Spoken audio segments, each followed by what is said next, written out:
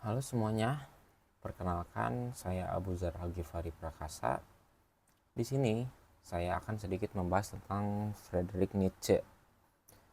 Oke, yang dalam sejarah filsafat ada satu pemikir yang idenya itu tajam sampai mengguncang fondasi moral dunia. Namanya itu Friedrich Nietzsche.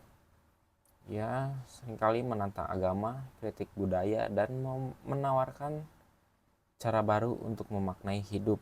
Nah, dalam video ini saya akan membahas teori-teori utamanya. Dan di bagian akhir saya akan memberikan sedikit pendapat saya tentang Nietzsche. Oke, yang pertama tentang latar belakang Nietzsche. Nietzsche lahir tahun 1844 di Jerman.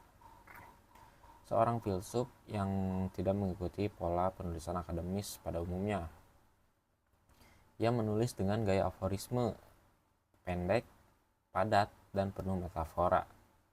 Walaupun hidupnya diwarnai sakit kronis dan kesendirian, pemikirannya justru menjadi fondasi penting filsafat modern, psikologi, dan kritik budaya. Nah, lanjut ke teori-teorinya. Yang pertama itu sekaligus yang paling terkenal adalah God is dead atau Tuhan telah mati. Nietzsche tidak sedang menyatakan bahwa Tuhan secara literal mati. Ia ingin menunjukkan bahwa nilai-nilai moral dan agama yang dulu menjadi panduan hidup masyarakat modern kini kehilangan otoritasnya. Seperti sains, teknologi, dan rasionalitas membuat kita tidak lagi bergantung pada nilai spiritual tradisional. Nah, masalahnya setelah nilai lama itu runtuh dan kita tidak punya penggantinya, inilah yang membuka pintu bagi nihilisme.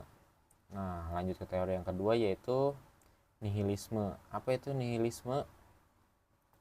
Nihilisme adalah kondisi ketika manusia tidak merasa punya kebenaran absolut, tidak ada makna pasti, dan hidup seperti tidak memiliki tujuan.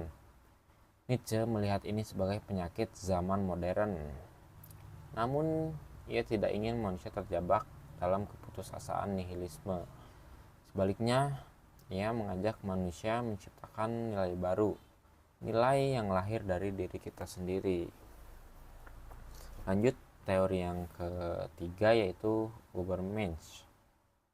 Untuk melampaui nihilisme, Nietzsche memperkenalkan konsep Übermensch atau Superman atau manusia unggul.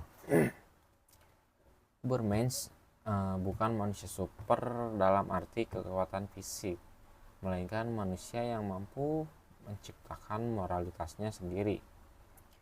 Ia tidak hidup berdasarkan aturan mayoritas, tapi berdasarkan keberanian, kreativitas, dan keaslian diri. Übermensch adalah simbol manusia ideal yang mampu menentukan makna hidupnya sendiri. Nah, lalu ada will to power. Menurut Nietzsche, dorongan paling dasar dalam diri manusia bukanlah bertahan hidup atau mencari kebahagiaan.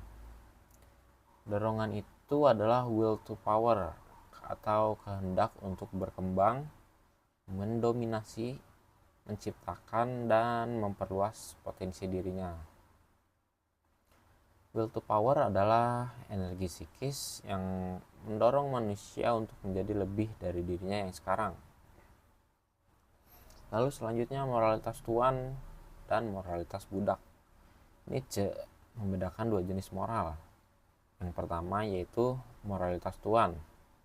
Moralitas orang-orang kuat, mampu menentukan standar hidupnya sendiri dan tidak dibatasi perintah eksternal. Nah, yang kedua moralitas budak, yaitu moralitas orang lemah yang tunduk, takut, dan mengutamakan kerendahan hati. Nietzsche percaya moralitas modern terlalu banyak mewarisi moral budak. Ia melihatnya sebagai hambatan perkembangan manusia. Dan yang terakhir itu eternal recurrence atau pengulangan abadi. Nah, eternal recurrence ini adalah eksperimen mental Nietzsche. Bayangin hidup kamu berulang terus-menerus sama persis selamanya, berputar-putar di situ-situ terus. Jika kamu menolak kemungkinan itu, berarti kamu belum hidup secara otentik. Tapi jika kamu mampu menerimanya, kamu hidup dengan penuh makna. Konsep ini bukan teori fisik, tapi ujian terhadap kualitas hidup kita. Nah, itu tadi sedikit pembahasan saya tentang Friedrich Nietzsche. Sekarang saya akan memberikan sedikit pendapat saya tentang Nietzsche. Nietzsche itu adalah pemikir yang tajam, tapi penuh kelemahan metodologis. Gaya tulisannya yang metaforis, puitis, dan tidak sistematis membuat pemikirannya sulit diinterpretasikan secara konsisten dan mudah disalahgunakan. Ia menilai agama dan moralitas tradisional itu terlalu negatif dan menganggap nihilisme sebagai akibat pasti dari runtuhnya nilai agama. Padahal masyarakat modern dapat bangun moral sekuler yang stabil. Konsep seperti Ubermensch dan will to power itu sangat idealistis, elitis, dan sulit diterapkan karena mengabaikan realitas sosial dan psikologi manusia. Kritiknya terhadap moralitas budak juga tidak seimbang karena mengecilkan nilai empati, kesetaraan, dan solidaritas yang justru malah penting bagi kehidupan sosial.